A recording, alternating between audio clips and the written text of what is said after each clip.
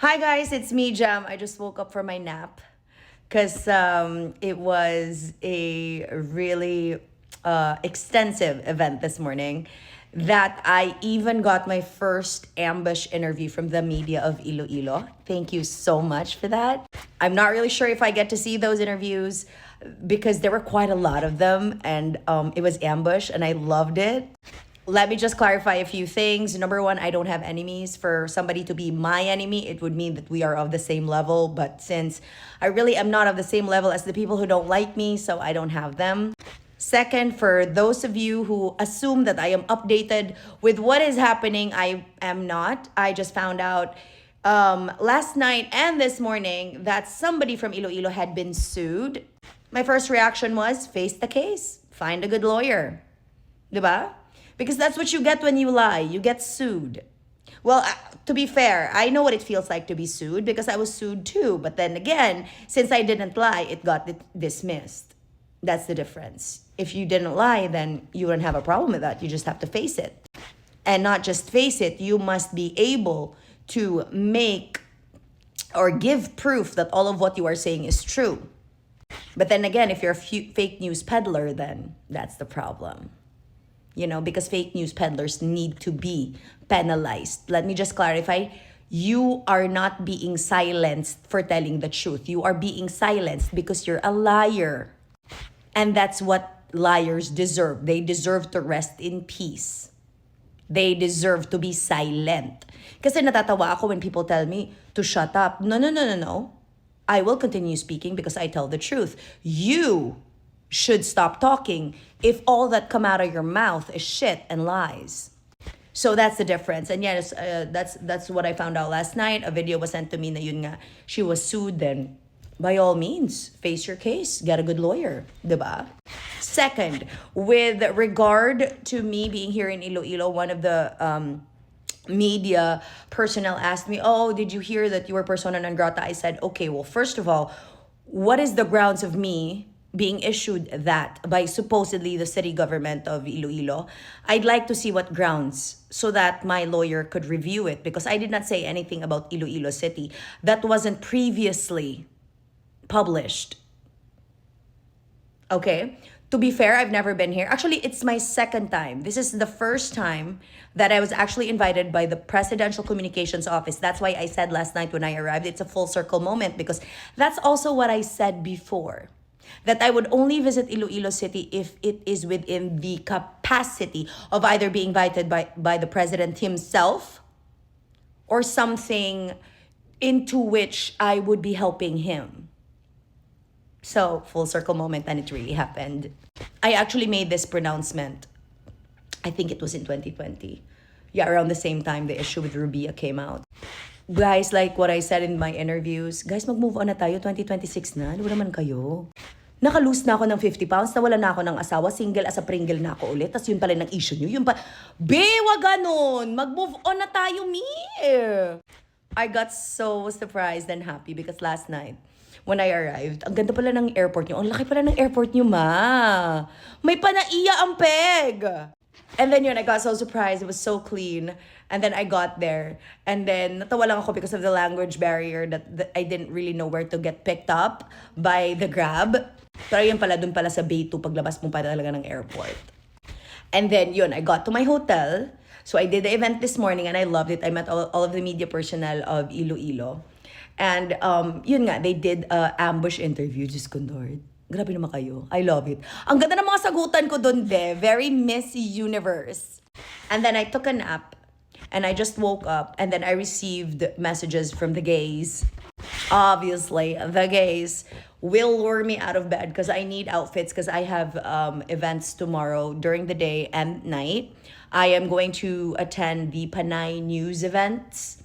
I think there's an excursion in the morning and then there's like an event at night.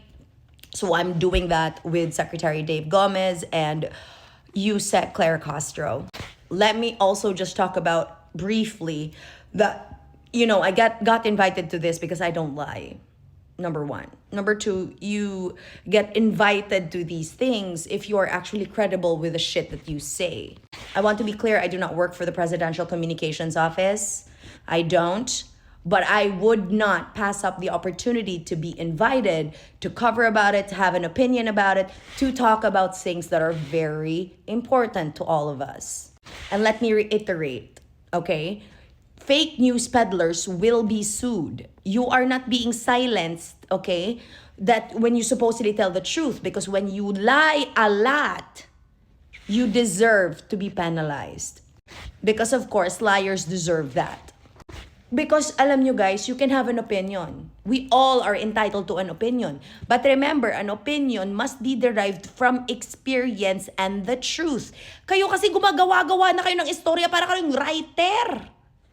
Why? Gumagawa-gawa na kayo ng istorya, mga mami ko.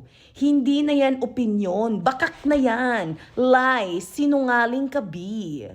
And that's the reason why you need to be sued para naman ipresenta nyo lahat ng mga lies nyo in court and see how you get out of that. Kasi ako, I've also been sued. You've seen my mugshots. Diba? But the thing is, I face these cases and I don't say anything about it. I just prove my innocence and that's about it. Kaya nga I smile in my mugshots, diba? And that's it. And of course, with the whole hula-baloo of Zaldico being caught, very good. Very good. Now he can come home and, show all of the evidence and swear to all of it. Diba? Kasi kung sino talaga yung totoong damay. Diba, nagulat kayo na pati ako, I would say that despite me supporting somebody who is part, kuno, of the flood control scandal. I would want his name to be cleared. I would want the former speaker's name to be cleared. So that I need Zaldico to come home. O, di ba magkaiba tayo ng opinion? Kasi you think you're gonna use Zaldico to do this and that. No. Zaldico is also, responsible for a lot of things. And he must swear by all of the things that he is saying. Because if sinasabi din niya na dawit din ang presidente, then let's all wait for the truth to come out. Because the only way for all of this to make a lot of sense is for the Filipino people to get the truth. Pero yun nga naman, ito minsan kasi itong mga Pinoy talaga. Ayaw nyo ng katotohanan. Gusto nyo lang talaga ng isang bagay na sumaswak dyan sa mga utak nyo. Just like the fact that I was told my persona non grata ako. Yun din ang sinabi ko, well, kung meron, what are the grounds? Kung meron, ano naman ang rason?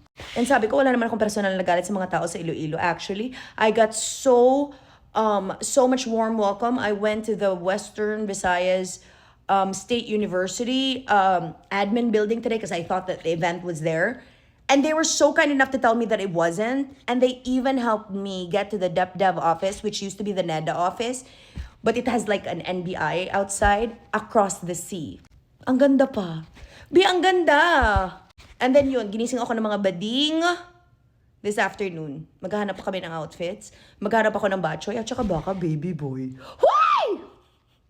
Yan lang naman yun, mga mami. 'Di ba? Huwag tayong stressed. Ang ganda-ganda sa Iloilo, mi. Kaya lalabas kami, maghanap kami ng gagawin. And if you guys wanna come by and say hi, you could message the gays that I'm hanging out with. And we can all see each other. So I'm here until the 19th. Wala naman akong gagawin on the 19th since my flight is gabi pa. So let's all see each other. Ganun lang naman yun. I mean no harm to Iloilo City. Okay? Importante din ito sa presidente, importante din ito sa gobyerno, and I am looking forward. Ang daming mga may nakita ko mga interesting, like the old buildings. Ang ganda! Kaya gusto ko siyang ikutin. So I'm excited for the excursion that Panay News has prepared for us tomorrow. I'm gonna join that. But at the same time, unahin ko na. Kasi may mga nakalista ng mga places daw na pupuntahan para daw sa Batchoy at Baby Boy. Yung sa mga bagay-bagay na magaganda dito sa Iloilo. Yun lang naman yun, mami. Diba? Kasi ayoko talaga na yung memory ko sa Iloilo, yung bastos na baboy dun sa Dubai. And I said in my interview, I really understand why she talks about me like that because she looks like that and I look like this. In any case, I'm pretty sure Iloilo is beautiful and I'm so excited to explore it. At yung mga bastos dati, I'm pretty sure namatay na yon. Yung buhay ngayon, yung mga babait at mahal ako. Yun lang.